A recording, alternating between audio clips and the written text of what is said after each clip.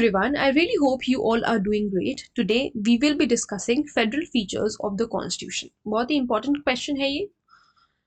Binary government है सबसे पहले तो हमारे कॉन्स्टिट्यूशन में.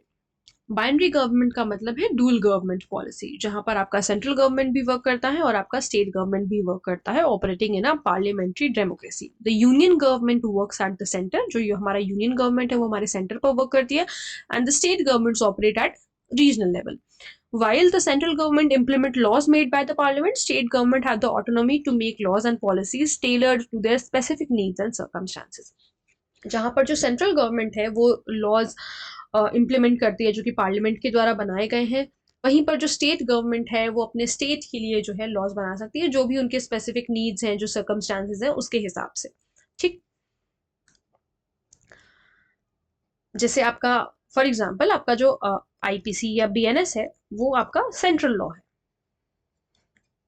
वहीं पर अगर आप यूपी लैंड रेवेन्यू कोड को देखेंगे तो वो आपका लोकल लॉ है, क्योंकि वो स्टेट के द्वारा बनाया गया है. यहाँ पर वहां पर सेंटर का कोई इंटरफेरेंस नहीं है, वहां पर वो स्टेट के द्वारा बनाया गया है, इस वजह से.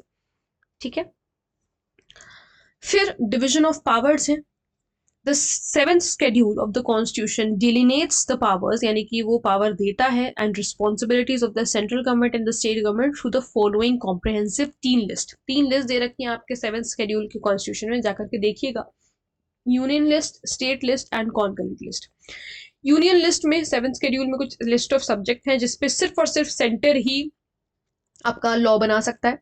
टोटल 97 सब्जेक्ट हैं, जैसे for example defence, foreign affairs, banking and railways.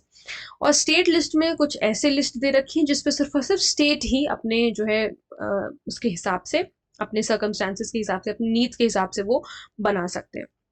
Public health, election to state legislative assemblies, agriculture and local governance. Concurrent list ऐसी है जिसमें आपका सेंट्रल गवर्नमेंट भी लॉज बना सकता है, स्टेट गवर्नमेंट भी लॉज बना सकते हैं, दोनों बना सकते हैं, जिसमें टोटल 47 सब्जेक्ट्स हैं. For example forest, wild animal, marriage and adoption. ठीक है. हमारा जो संविधान है वो रिटन कॉन्स्टिट्यूशन है. India has one of the largest constitution in the world which consist of 448 articles. तो आप ना ही लिखें तो बेहतर होगा, यहाँ पर आप 395 कर लीजिए जो ओरिजिनली है. ठीक है. ओरिजिनली हमारे जो आर्टिकल्स हैं वो 395 ही है.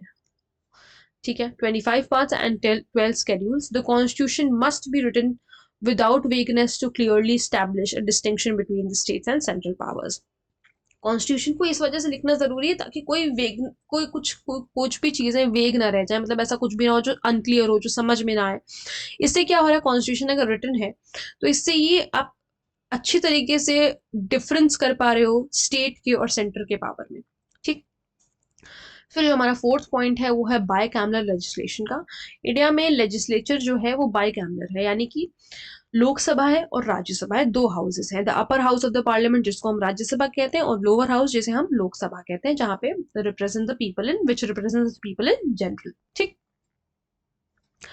Rigidity with flexibility. हम कहते हैं हमारा कॉन्स्टिट्यूशन रिजिड है, यानी कि कुछ प्रोविजंस उसके रिजिड हैं. जैसे कि अगर आप कहें बेसिक स्ट्रक्चर को आप छेड़ नहीं सकते, बेसिक स्ट्रक्चर को पार्लियामेंट कुछ कितना भी कुछ कर ले, बेसिक स्ट्रक्चर पे हाथ नहीं डाल सकती है ना. कुछ चीजें बेसिक स्ट्रक्चर में आती है, जैसे आपका जुडिशियल रिव्यू वगैरह है, कुछ फंडामेंटल राइट्स हैं जो कि आपके बेसिक स्ट्रक्चर में आती है. तो बेसिक स्ट्रक्चर को आपकी हमारी जो पार्लियामेंट है वो छेड़छाड़ नहीं कर सकती. ये तो रिजिडिटी हो गई. फ्लेक्सिबिलिटी का मतलब ये क्या है, एकदम से कोई अमेंडमेंट करे नहीं जा सकते, बिल्कुल करे जा सकते हैं भाई. चीजें बढ़ी हैं कॉन्स्टिट्यूशन में, ओरिजिनल जितना कॉन्स्टिट्यूशन था उसमें से चीजें और ऐड करी गई, अमेंडमेंट किए गए, चेंजेस आप कर सकते हैं, लेकिन चेंजेस आप कभी भी इस तरीके के चेंजेस नहीं करेंगे, यानी कि लेजिस्लेचर कभी भी इस तरीके का चेंज नहीं करेगी कि वो कॉन्स्टिट्यूशन के बेसिक स्ट्रक्चर के डॉक्ट्रिन को खराब करे, उसे हिला करके रखे. So the constitution contains some relatively rigid provisions while giving away the leeway to amendment. मतलब एक तरीका भी दिया है उसमें अमेंडमेंट का, जो कि आर्टिकल 368 में बताया गया है. It makes the provisions flexible in rigidity. Provisions को फ्लेक्सिबल बना देता है लेकिन रिजिडिटी के साथ. ठीक है. सो आई होप आप लोगों को समझ में आया होगा कि मैंने इस वीडियो से क्या कन्वे करना चाहा. बहुत ही अच्छा टॉपिक है ये, federal features of the constitution. कभी कभी इस पे आंसर लिखने को आ जाता है, तो अब आपके पास आंसर है, आप इसे आसानी से लिख सकते हैं और इससे ज्यादा कुछ भी और लिखने की जरूरत नहीं है. This is more than enough. So I really hope you got everything. अगर कोई डाउट है, कोई प्रॉब्लम है, तो आप मुझसे कॉमेंट सेक्शन में पूछ सकते हैं. मिलते हैं नेक्स्ट वीडियो में. Thank you so much.